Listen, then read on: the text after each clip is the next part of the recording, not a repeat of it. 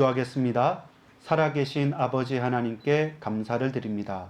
이 시간 야곱이 베델에서 하나님의 환상을 보고 그 음성을 듣고 또한 그 중심을 다하여서 하나님께 서원하였던 것처럼 우리 인생에 가장 귀한 베델의 시간표를 찾게 하시고 우리의 오늘이 이 현장에서 진정한 믿음의 결단이 있는 시간표 또 응답의 자리에 우리가 고백으로 나갈 수 있도록 이 시간 주의 성령으로 역사해 주옵소서. 하나님께 최고로 영광 돌립니다. 구주 예수 그리스도 이름으로 간절히 기도 올리옵나이다. 아멘.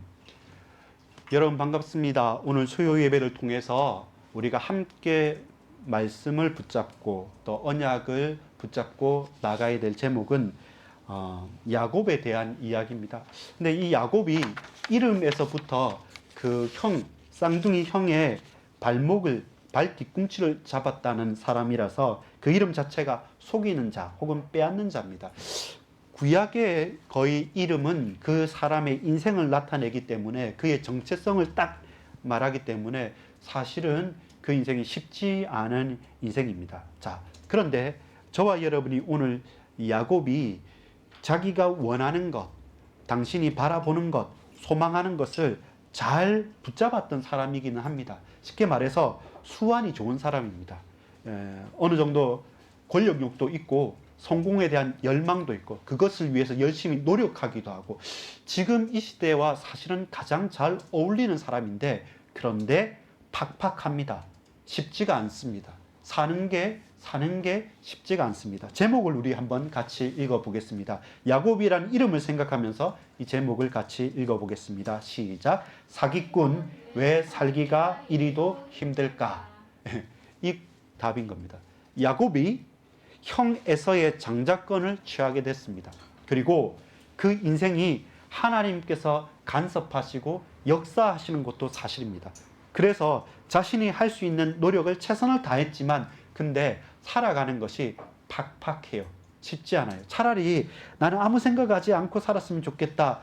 요즘에는 애완묘들이 많아서 그냥 저기 있는 저 애완동물만큼도 못 살겠다 이렇게 말하는 사람들이 많습니다. 오늘도 제가 전도지와 그리고 물을 가지고 이렇게 한 바퀴 쭉 돌면서 갔는데 오늘은 오후 시간에 보니까 이 근처로 저희 공원 주위에 그 강아지 산책시키는 분들이 제법 많더라고요.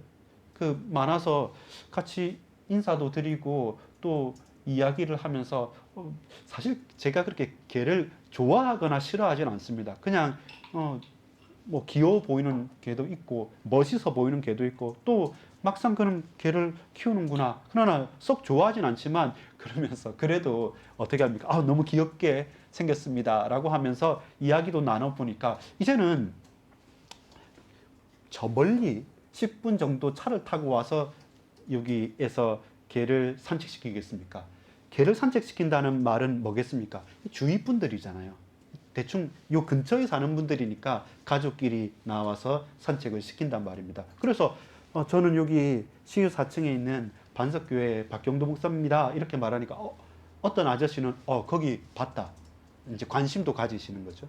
또 그 가족끼리 아무래도 부부인 것 같은 좀 젊은 분들입니다. 개를 산책시키면서 이렇게 하더라고요. 그래서 이렇게 전도지도 주니까 우리 가족이라서 하나만 받아도 됩니다. 라면서 넘겨보는 가운데 이야기도 하고 또 앉아서 쉬시는 분한테는 물을 따서 드리니까 너무 시원합니다. 좋습니다. 할 때 그러면 저는 목사인데 이 예수 그리스도께서 너무나도 우리에게 생수가 되시고 우리의 가람 우리의 영적인 갈급함뿐만 아니라 우리 육신의 연약함까지 치유하시고 생수가 되시고 우리의 가슴에 심령의 생수의 강처럼 생명수가 넘쳐납니다. 라고 말하면서 복음도 전하기도 했습니다. 더운 여름이지만 사람한테 가장 필요한 게 시원한 한 잔 물이니까 생수 한 잔 맞으면서 또 전도지도 주면서 또 원한다고 한다면 기도도 해주고 또 전도도 하고 그렇게 하니까 서로 기쁜 거죠. 그리고 근처에 계신 분들은 여기 교회니까 또 혹시라도 제가 도울 부분이 있으면 연락해 주십시오 하고 인사도 드리고 좋게 할 수도 있는 부분입니다. 다만 거부하는 사람도 있죠. 다만 그렇게 관심을 두지 않는 사람도 있죠. 그 개 산책시켜주는 거 얼마나 좋습니까? 걔는 무슨 고민이 있을까, 걱정이 있을까라고 하면서 옆에 어떤 투덜거리면서 아저씨가 하는 말이 지금 생각납니다. 에이, 개팔자가 최고다라고 하면서 막 그렇게 하니까 그 산책시키는 분들은 싫어하더라고요. 술 드신 것처럼 이렇게 하니까. 그 생각이 들었습니다.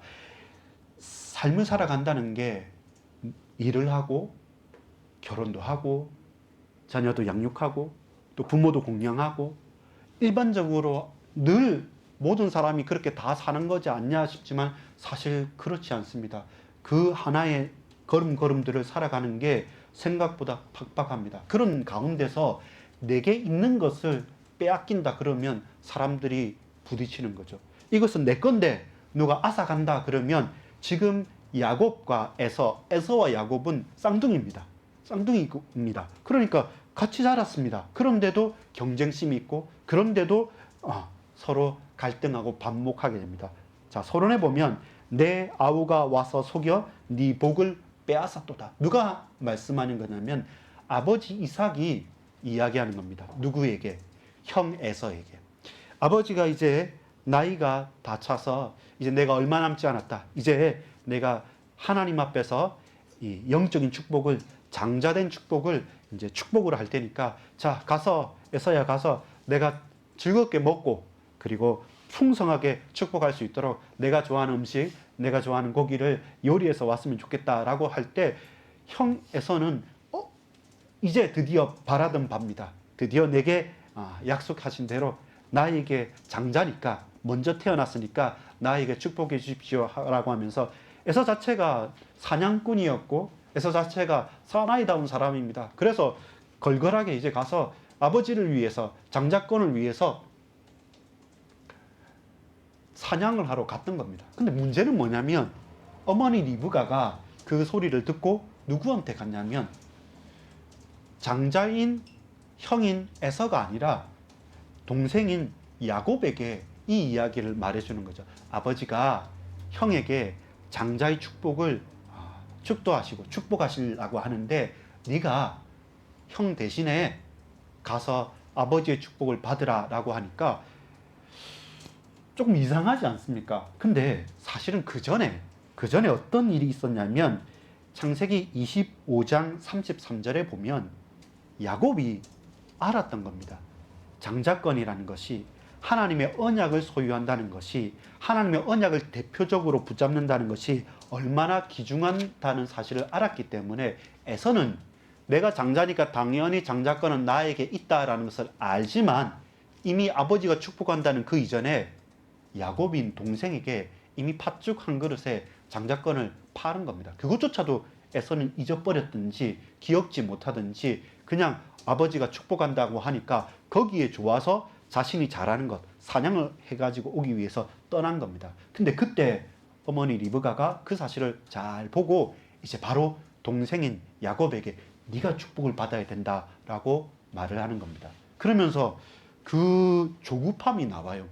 하나님께서 이미 그 에서와 야곱이 태어날 때부터 창세기 25장 23절에 보면 큰 자가 어린 자를 섬기리라고 약속을 했어요. 처음부터 한번 찾아볼까요? 창세기 25장 33절에 보면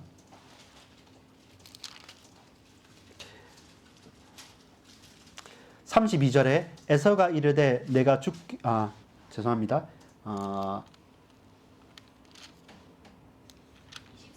23절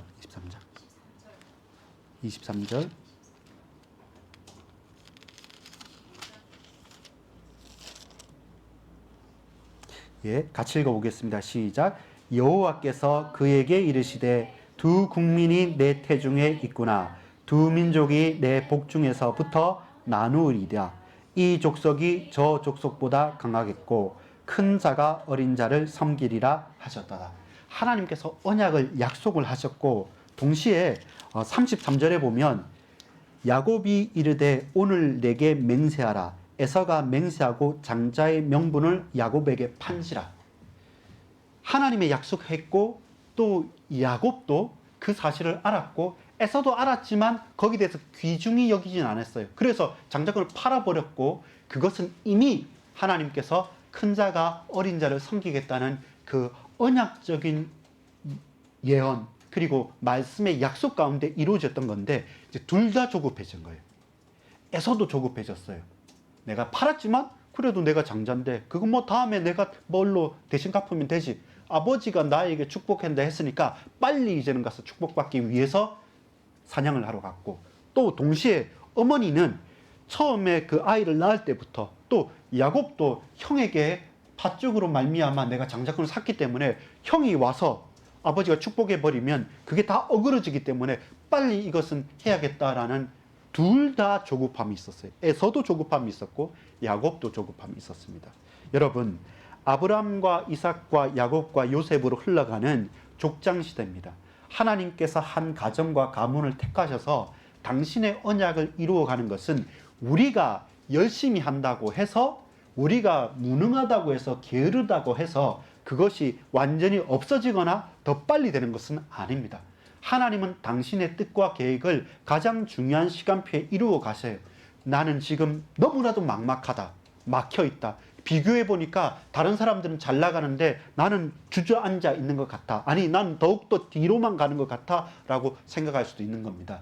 하나님께서 나에게 약속하셨고 하나님께서 내게 팥죽으로 말미암아 형에게 샀음에도 불구하고 아버지는 왜 형 에서에게 축복해 주려고 하냐, 이렇게 고민이 되니까 어머니와 야곱은 머리를 써서 거짓말까지 해가면서 그 장자의 축복을 받으려고 하고, 에서도 평소 때는 장자의 축복 대충 여기고 있다가 이제 드디어 아버지께서 돌아가실 때 이때는 내가 원래 장자니까 나에게 축복해 주십시오. 축복이 좋은 것은 아니까요. 그렇게 둘 다 조급한 가운데 있는 겁니다. 그런데 여러분, 기억해야 될 것이 있습니다. 저와 여러분 붙잡아야 될 것이 있습니다. 저와 여러분 언약을 분명하게 해야 될 것이 있습니다. 자, 에서라는 사람은 사나입니다. 제대로 남자다운 사람입니다. 어떻게 보자면 지금 많은 사람들이 더 인기 있는 사람일 수 있습니다. 그런데 이 에서는 타락합니다. 그 타락의 결과로 말미암아 분노하고 절망합니다. 왜 그렇습니까? 여러분, 왜 하필 하나님께서는 로마서 9장 13절에도 보면 내가 야곱은 사랑하고 에서는 미워하였다, 버렸다 그러고, 왜 야곱을 택하였다고 그랬을까요? 그건 불공평한 것 같고 도저히 맞지 않은 것 같죠. 근데 하나님의 놀라운 계획과 뜻이 있는 겁니다. 에서가 하나님의 약속 속에서 버림을 받았지만 그 스스로도 하나님 앞에서 멀리했던 것이 있습니다. 그게 뭐냐면 형 에서는 이방인 아내들을 맞이하였습니다. 창세기 26장 34절 35절, 27장 45절 46절, 28장 6절 8절에 보면 어떠냐면요, 부모님이 걱정을 했어요. 어떻게 걱정했냐면 26장 34절 35절에 보면 이렇게 말씀합니다. 에서가 40세에 헷 족속 브리에의 딸 유딧과 헷 족속 엘론의 딸 마스밧과 아내로 맞아 하였더니 그들이 이삭과 리브가의 마음에 근심이 되었더라. 하나님께서는 어떻게 합니까? 언약의 백성으로 부르셨어요. 그래서 아브라함에게 아들인 이삭을 줄 때도 아브라함과 사레를 통해서 이삭에게 이 언약이 전달됐던 거예요. 그래서 아브라함이 하갈을 통해서 이스마엘을 낳았을 때도 이스마엘이 아닌 이삭을 통해서 하나님 언약을 지속시켰어요. 마찬가지로 이제는 이 이삭의 아들인 에서와 야곱을 통해서도 하나님께서는 택하신 족속, 택하신 민족, 당신의 자손들을 통해서 언약을 보호하시고 보존하시기 원하셨어요. 근데 에서는 사실은 관심이 없었어요. 사냥하기 좋아했고 또 육체에 탐닉을 했고 열심히 노력을 했고 와일드하게 살아갔지만, 그런데 장자권도 귀히 여기지 않고, 그리고 내가 언약의 백성이라는 것도 그렇게 마음 깊이 동하진 않았어요. 그래서 내가 보는 것, 내가 느끼는 것, 내가 체험하는 것, 그것이 내 눈앞에 있는 것이 더 좋은 거예요. 그러니까 헷 족속 여인들이 더 이뻤던지, 더 관능적이었던지, 더 기뻤던지, 본인 눈에 더 원했던지, 여하튼 하나님의 언약과 왜 우리 민족과 우리 가문을 지켜간다는 것에 대해서는 감각이 너무나도 미약했어요. 오로지 장자권의 축복은 좋지만, 그런데 하나님께서 당신의 백성 선민으로 택하셨다는 사실들에 대해서는 약했던 거죠. 그러니까 에서가 헷 족속 여인들과 결혼했을 때 이삭과 리브가는 마음에 근심을 했던 겁니다. 동시에 그렇기 때문에 야곱에게는 바담 아람으로 가서 우리 족속, 우리 친척들 중에서 결혼을 해라. 형 에서처럼 가나안 족속의 여인들과 결혼하지 말라. 여러분, 가나안 족속이나 헷 족속의 여인들과 결혼하면 바로 자동적으로 따라오는 것이 뭔지 알겠습니까? 뭐겠습니까? 우상숭배예요. 그들이 많이 들었던 것, 그들이 체질화됐던 것, 거의 대다수 우상과 관계되어져 있는 거예요. 우상 숭배하지 않기 위해서 거기서 나왔던 사람들이잖아요. 갈대아우르 에서 떠났던 사람들이잖아요. 근데 헷 족속 여인들과 가나안 여인들과 결혼하면 동시에 그 떠나왔던, 너는 본토 친척 아비집을 떠나라는 아브라함이 주셨던 언약을 아브라함, 이삭, 에서와 야곱에게 와야 되는데 에서는 그게 그렇게 중요하지 않았어요. 그러니까 가나안 여인들과 헷 족속의 여인들과 결혼을 하고 우상 숭배, 그리고 장자권, 기타 등등 사실 관심 자체가 없는 사람일 수도 있어요. 그러니까 부모님이 심히 걱정을 하는 거죠. 그래서 나중에 또 머리도 씁니다. 어떻게 머리를 쓰냐면, 부모님이 헷 족속의 여인들을 안 좋아, 이방 여인들을 안 좋아하고, 또 동생 야곱이 축복을 받고 저기 떠나갈 때도 가나안 족속의 여인들과 결혼하지 말라고 얘기했던 걸 듣고, 또 이제 자기 자신이 생각하는 대로 우리 부모님이 이방 여인 좋아하지 않네? 라고 하면서 그들을 또 버립니다. 버리고 또 누구와 결혼하냐면 아브라함의 족속인 누굽니까? 이스마엘의 자녀들과 결혼. 이스마엘은 어떻습니까? 이삭의 하갈로 통해서 배다른 형이란 말입니다. 그러니까 하나님께서는 아브라함과 이삭을 통해서, 그리고 야곱과 요셉으로 쭉 내려가지, 하나님께서 이스마엘은 또 아니었어요. 그러니까 우리가 생각하는 노력은 뭡니까? 정확하게 언약에 대한 지식과 거기에 대한 믿음과 거기에 대한 결단이 없으니까 늘 많이 고민하고 많이 생각하고 최선을 다하지만 결국 하나님의 원하시는 것하고는 계속 핀트가 하나씩 어긋나게 되는 거예요. 결혼한 여인들을 버려버리고요. 그리고 우리 족속이라고 하니까 아브라함의 자손 중인데 그것도 이스마엘의 족속 중에서 택하신 족속이 아닌 이스마엘의 족속 중에서 또 여인을 택하는 겁니다. 그러면 좀 더 나아질까 하면서, 그러나 결국 변하지는 않는 거예요. 에서의 장자권의 상실의 이유는 뭡니까? 하나님의 말씀이 있었어요. 택하신 하나님의 말씀입니다. 그러면서도 그가 이삭에게 있어서 장자였지만 에서는 그 장자권을 아주 하찮게 여겼습니다. 동시에 그에 대한 결정적인 사건은 뭐냐면 이방 여인들과 결혼을 한 거죠. 이렇게 얽혀 있는 겁니다. 여러분, 이삭에게 있어서는 되도록이면 에서가 더 좋았었어요. 왜냐하면 내가 장자는 아니었거든요. 하나님께서 택하여서 사례를 통해서 주셨지만 하갈을 통해서 그 위에 있었던 이스마엘이 있었기 때문에 내가 차자였어요. 그렇기 때문에 더욱더 내 씨로 말미암아 태어난 에서 장자의 애착이 있었던 것 같아요. 하나님께서 약속하셨지만. 그리고 또 그도 나이가 들어서 구별을 못하고 눈만 보이지 않는 게 아니라 그 마음도 생각도 조금은 혼미해진 것 같아요. 그만큼 이삭이 중요한 사람임에도 불구하고 완전한 사람은 아니거든요. 나이는 많아졌죠. 그리고 혼미하죠. 눈도 잘 보이지 않아요. 그런데 내가 차자였기 때문에 장자에 대한 애착이 있어요. 그래서 리브가 엄마의 입장에서는 야곱에 대해서 말할 때 내가 특별히 사랑하는 아들이라고 했을 때 차자인 야곱을 청했고, 아버지 이삭에게 있어서는 내가 특별히 사랑하는 아들 이렇게 표현할 때는 누구였습니까? 에서였어요. 근데 하나님의 계획은 어디에 있습니까? 내가 야곱은 사랑하고 에서는 미워하였다라고 하죠. 그것처럼 하나님께서는 아브라함, 이삭, 야곱을 통해서 이 민족을, 이 언약을 지키시겠다는 약속이, 또한 그 언약이 있었던 거예요. 근데 문제는 에서는 관심이 없어서 나중에 막상 장자권의 축복을 받을 때 막 조급해져서 뛰쳐나갔다고 한다면, 야곱은 어떻게 했냐면, 야곱은 그 약속을 미리 받은 사람이죠. 그런데 야곱은 조급했어요. 어떻게? 영적으로 조급하긴 해요. 두 번째 보면 사기꾼 야곱의 거짓말과 베델의 환상입니다. 야곱이라는 이름 자체가 간교입니다. 속이는 자, 빼앗는 자, 발꿈치를 손으로 잡고 끌어내는 자. 여러분 쌍둥이가 태어날 때도 한꺼번에 태어나는 게 아니에요.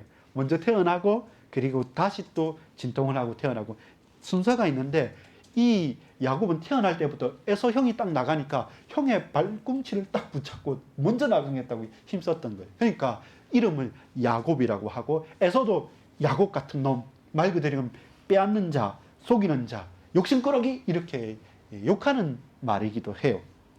그런데 하나님의 언약의 신실하심과 우리 인간의 조급함이 사실 그 속에서 하나님께 믿음을 고백하지 못하면 우리는 뭐하냐? 늘 실수를 하는 거예요. 무엇 때문에? 조급함 때문에. 하나님께서 약속하셨습니다. 엄마도 압니다. 야곱도 압니다. 에서도 압니다. 그리고 이삭도 압니다. 그런데 그게 마음에 와닿지는 않아요. 어떻게? 큰 자가 어린 자를 섬기겠다고 약속했는데 막상 아버지가 이제 에서한테 장자권의 축복을 준다고 하니까, 아니 이거는 하나님의 약속도 있고 내가 팥죽으로 정식적으로 사기도 했는데 왜 아버지는 형 에서에게 장자권을 판다 하느냐. 이 말 때문에 리브가도 긴장하고 야곱도 긴장한 거예요. 그러니까 어떻게 됩니까?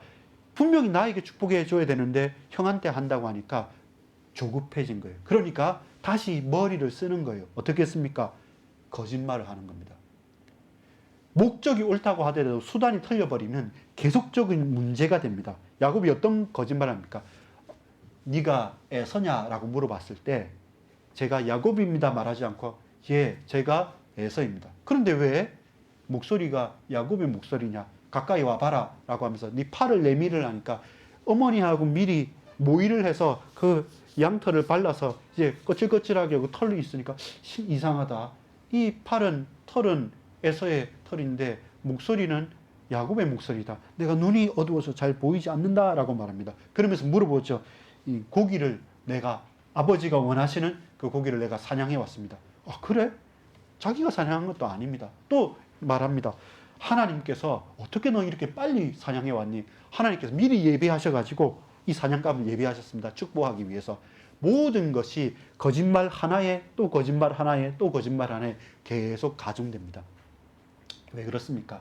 하나님 내게 복 주신다, 역사하신다 약속했는데 막상 아버지가 눈이 어두워졌고 막상 형을 사랑했고 형에게 축복한다고 하니까 조급한 거예요. 여러분 두 가지가 나옵니다. 에서도 조급합니다. 육신적으로. 먹는 게 귀한 겁니다. 육체가, 내 눈이 더욱더 기쁜 겁니다. 그러니까 해족성의 여인을 먼저 취하는 것이고, 그러니까 팥죽 한 그릇에 배고프니까 장자권 건 뒤에 생각하고 야곱에게 장자권을 팔아버린 겁니다. 그리고 막상 이제 축복한다고 하니까 앞뒤 따지지 않고 이제는 사냥하러 가버린 거고, 야곱도 그 언약이 분명함에도 불구하고 그 내 눈앞에서 문제와 사건과 일들이 일어날 때 어머니 리브가도 또 야곱도 계속 스스로 머리를 쓰게 됩니다. 그러니까 어떻습니까? 그 인생이 나중에는 또 많은 고난과 걱정과 근심과 일들로 얽히고 설키게 됩니다. 외삼촌 라반의 집에서도 고생을 하게 되고요. 형 에서에게 쫓겨서 나중에 올 때까지 끝까지 문제와 사건이 반복되게 되는 겁니다. 아주 드라마틱하게 고생하면서 최선을 다하지만 사기꾼 노릇까지 하지만, 근데 왜 살기가 이렇게 팍팍하고 힘들까라고 하는 그 인생을 살아가게 되는 것입니다. 그런데 하나님은 야곱에게 나타나십니다. 오늘 우리가 읽었던 본문처럼 베델에 나타나십니다. 쫓겨갈 때, 제일 힘들 때, 아무도 도와줄 수 없을 때, 가장 막막한 현장일 때, 그리고 그 추운 그 야외에서 노숙을 하고 베개도 돌베개 베고 작은 바로 그때 환상의 야곱의 사다리가 내려오는 겁니다. 야곱이 입은 사다리. 천사가 내리락 오르락 오르락 내리락 하면서 하나님께서 그에게 보여주시는 것이 있는 겁니다. 하나님께서 나타나셔서 그에게 언약을 재확인시켜 주시는 겁니다. 우리는 조급하여서 우리는 기다리지 못해서, 우리는 믿음직하지 못해서, 우리는 대가하면서 의심하면서 항상 다른 사람하고 비교하면서 안 되겠다, 이렇게 해야 된다, 저렇게 해야 된다 맨날 생각하지만, 하나님께서는 그 가장 아무것도 없는 벌거숭이 같이 육체 하나, 내 몸뚱이 하나 니을 수 없는 그에게 나타나서 내가 너를 평안케 할 것이고, 내가 너를 다시 돌이킬 것이고, 내가 너에게 복을 주게 것이고, 아브라함과 이삭에게 약속한 대로 내가 너와 네 후손에게 하늘의 별과 땅의 모래처럼 많아지게 하리라. 내가 반드시 너를 돌이킬 것이다 라고 약속을 재확인시키는 것이죠. 우리는 그 밤이 필요한 거예요. 어머니와 모의를 하고 형과 경쟁을 하는 밤이 필요한 것이 아니라, 다 없이 오로지 하나님 앞에서 그 밤에 하나님의 언약을 재확인하는 그날의 그 밤의 역사가 필요한 거예요. 그리고 그 베델의 체험과 경험이 있는 저와 여러분은 바로 그 다음날 일어나서 야곱이 결단을 하죠. 야곱이 서원을 합니다. 야곱이 고백을 합니다. 창세기 28장 20절 22절에 보면 이제는 그 돌베개에 베었던 그 돌에 기름을 붓고 하나님께 예배드리고 하나님께 제사드리면서 나의 인생을 주님 앞에 온전히 고백합니다. 이제 하나님께서 내게 약속하신 대로 날 돌이키면 내가 이때 다시 돌이와서 이곳에서 당신의 성전을, 당신의 전을, 당신께 예배드리는 돌을 쌓겠다라고 말하고 11조도 약속을 하는 겁니다. 왜? 모든 것이 하나님의 것임을 확신합니다. 왜? 하나님 약속하신 대로 나를 인도해 주신다면 그것이 나의 인생의 고백으로, 증거로 삼겠습니다라고 하는 환상과 그리고 그 말씀에 대한 서원을 고백하게 됩니다. 결론 맺겠습니다. 여러분, 결론의 제목을 읽어보겠습니다. 우리 스스로에게도 질문할 수 있습니다. 같이 읽어봅시다. 눈에 보이는 장자권인가? 아니면 베델에서 나타나신 하나님이신가? 베델에 나타난 하나님은 잘 보이지 않는 분입니다.